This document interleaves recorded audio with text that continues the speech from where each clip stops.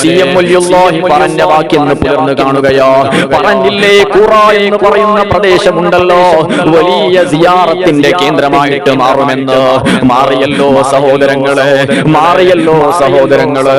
ഇന്ന് ജാതിഭേദ വ്യത്യാസമില്ലാതെ ഖുറത്തു സാദാത്തിന്റെ അരികിൽ ജനങ്ങൾ വരികയോ, പല പ്രയാസങ്ങളും പറയാൻ വേണ്ടി അടുത്തേക്ക് വരികയോ.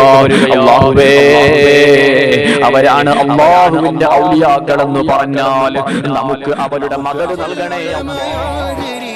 പൊന്നുപൂമകൻ സുന്നിലോകം കണ്ടുവച്ച ഖുർറത്തുൽ ഐൻ. ആ പൂമുഖമിൽ വിരിയും നിറപുഞ്ചിരി നീ സ്വപ്നമോ?